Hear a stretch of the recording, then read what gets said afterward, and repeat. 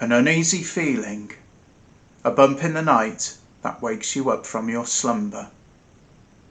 A ghostly apparition that walks past your field of sight and makes you question your own sanity. The question that I've really got for you tonight though is, are you prepared for a scare?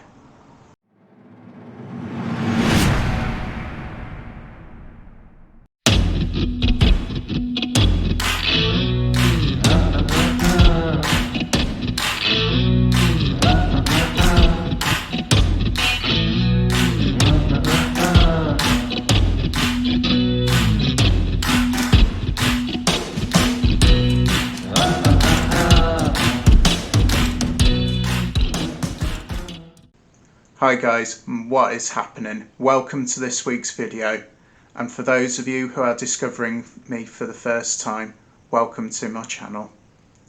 And tonight's video we will be looking at a number of paranormal stories.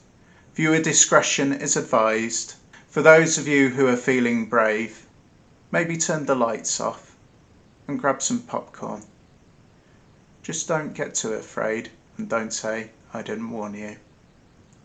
And without further ado, let us begin with the video.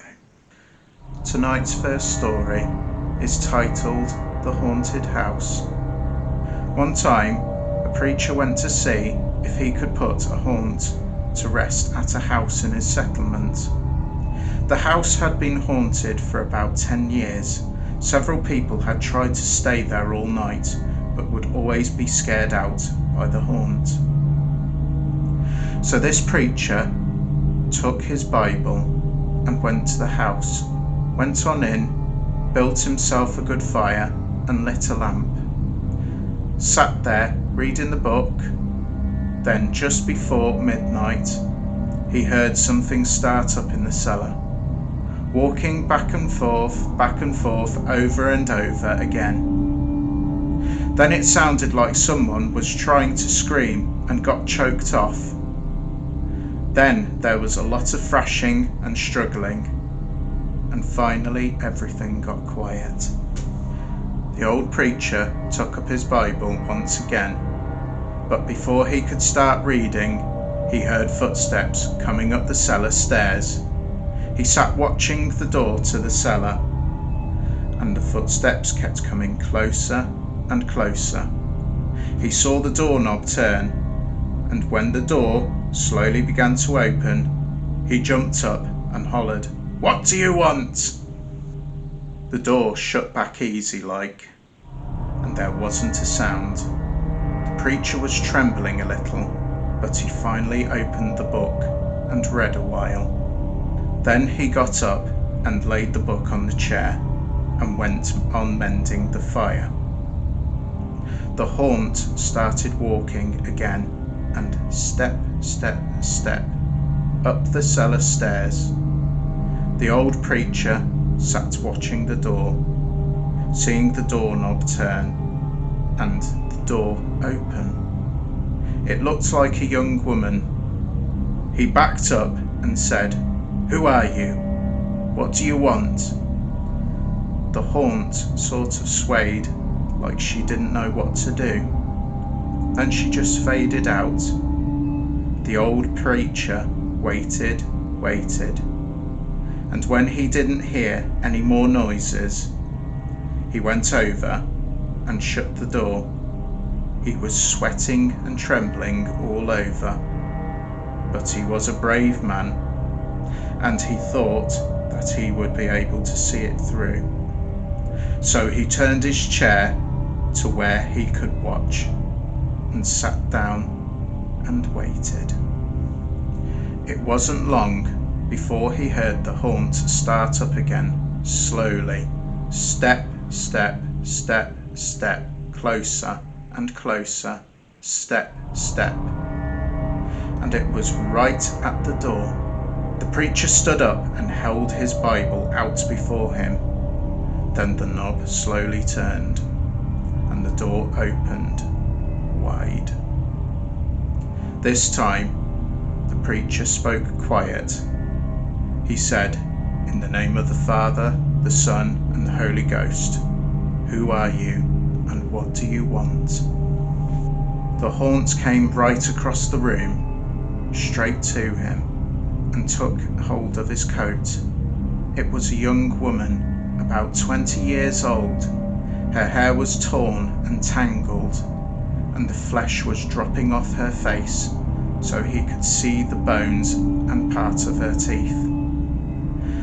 She had no eyeballs, but there was a sort of blue light way back in her eye sockets, and she had no nose on her face. Then she started talking. It sounded like her voice was coming and going with the wind blowing. She told how her lover had killed her for her money and buried her in a cellar. She said if the preacher would dig up her bones and bury her properly, she could rest.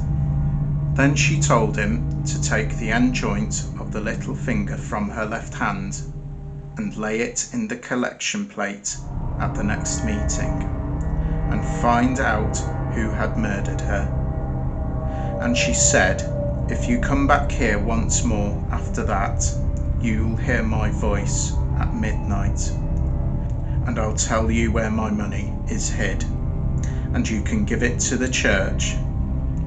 The haunt sobbed like she was tired and sunk towards the floor and was gone. The preacher found her bones and buried them in the graveyard. The next Sunday, the preacher had put the finger bone in the collection plate, and when a certain man happened to touch it, it stuck to his hand. The man jumped up and rubbed and scraped and tore at that bone, trying to get it off. Then he went to screaming like he was going crazy, while he confessed to the murder, and they took him to jail. After the man was hung, the preacher went back to the house one midnight, and the haunt's voice told him to dig under the heart rock. He did, and he found a big sack of money. And where that haunt had held onto his coat, the print of those bony fingers was burned right into the cloth. It never did come out. Tonight's next story is titled The Girl Who Stood on a Grave. Some boys and girls were at a party one night.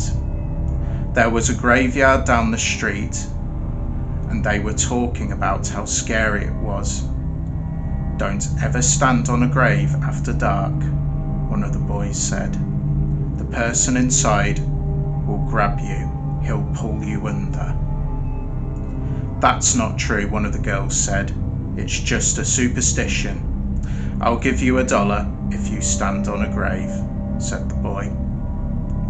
A grave doesn't scare me, said the girl. I'll do it right now.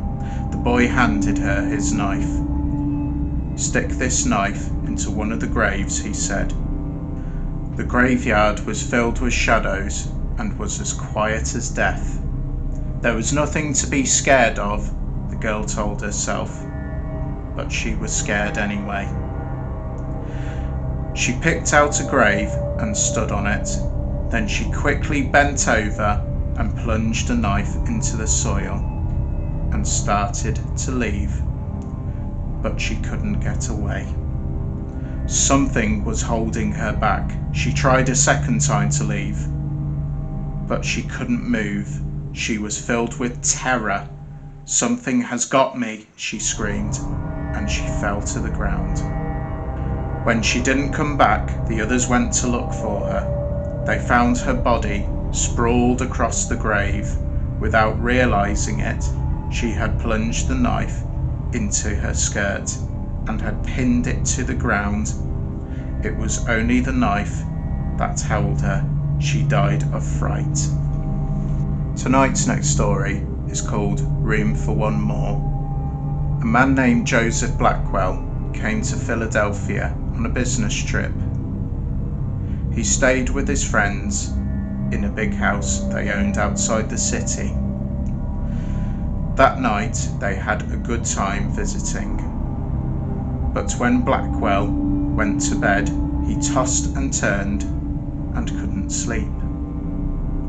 Sometime during the night, he heard a car turn into the driveway. He went to the window to see who was arriving at such a late hour. In the moonlight, he saw a long black hearse filled with people. The driver of the hearse looked up at him. When Blackwell saw his queer, hideous face, he shuddered. The driver called to him, "There's room for one more." Then he waited for a minute or two, and then he drove off. In the morning, Blackwell told his friends what had happened. "You were dreaming," they said. "I must have been," he said, "but it didn't seem like a dream." After breakfast, he went into Philadelphia. He spent the day high above the city in one of the new office buildings there. Late in the afternoon, he was waiting for an elevator to take him back down to the street. But when it arrived, it was very crowded. One of the passengers looked at him and called to him. "There's room for one more," he said. It was the driver of the hearse. "No thanks," said Blackwell. "I'll get the next one." The door closed and the elevator started down.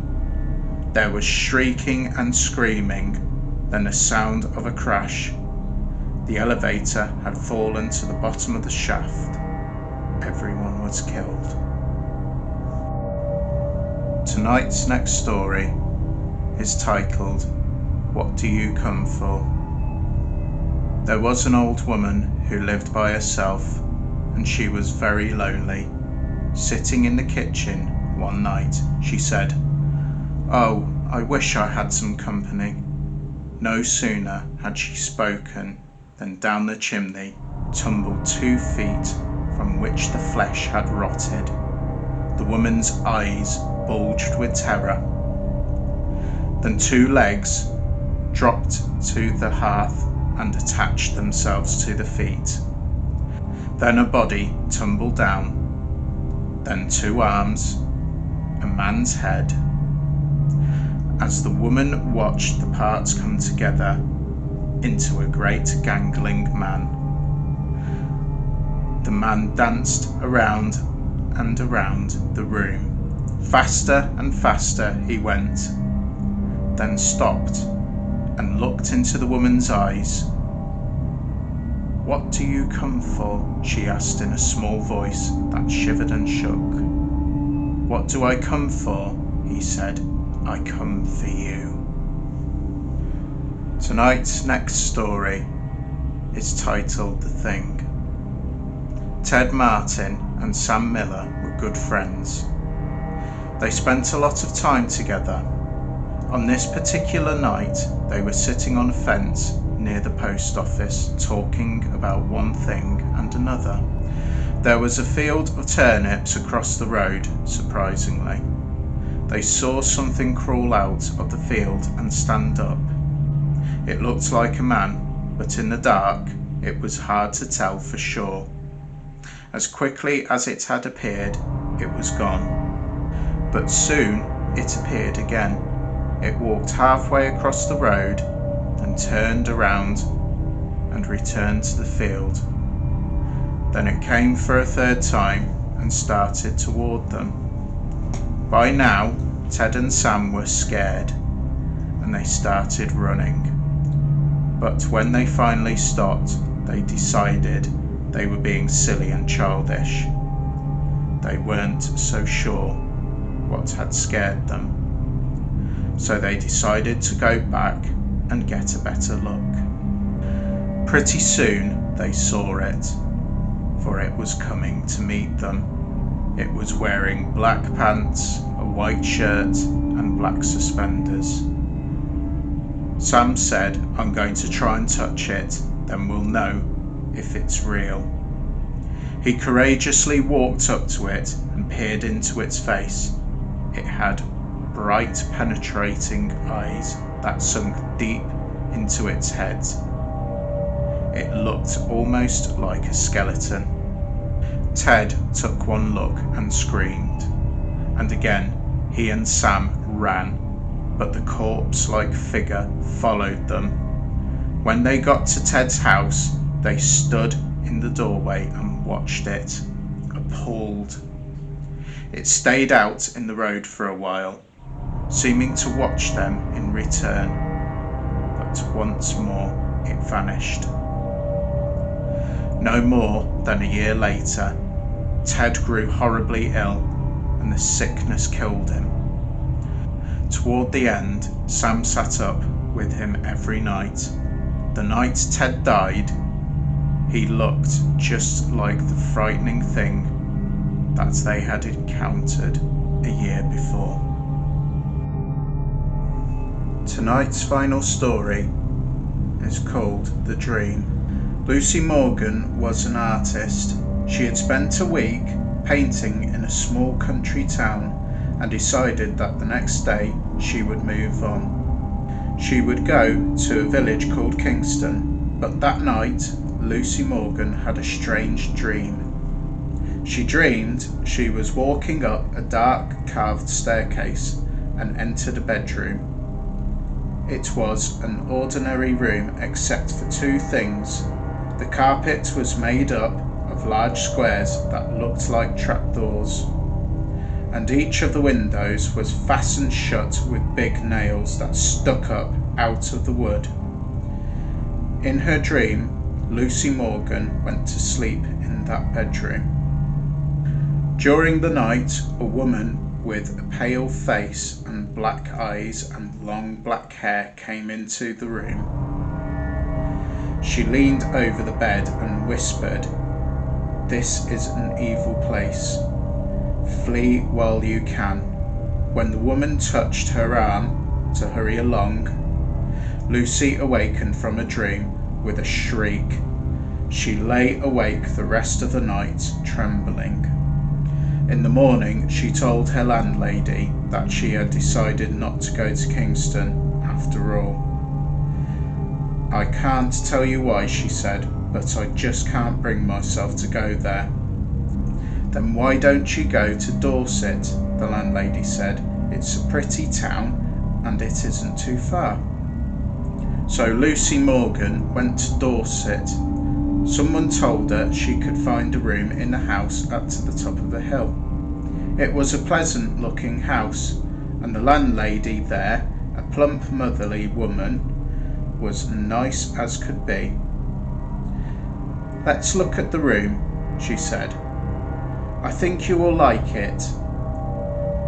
They walked up a dark carved staircase like the one in Lucy Morgan's dream. In these old houses, the staircases are all the same, Lucy Morgan thought. But when the landlady opened the door to the bedroom, it was the room in her dream, with the same carpet that looked like trapdoors and the same windows fastened with big nails. "This is just a coincidence," Lucy Morgan told herself. "How do you like it?" the landlady asked. "I'm not sure," she said. "Well, take your time," the landlady said. "I'll bring up some tea while you think about it." Lucy Morgan sat on the bed staring at the trapdoors and the big nails. Soon there was a knock on the door. "It's the landlady with the tea," she thought. But it wasn't the landlady. It was the woman with the pale face and the black eyes and the long black hair.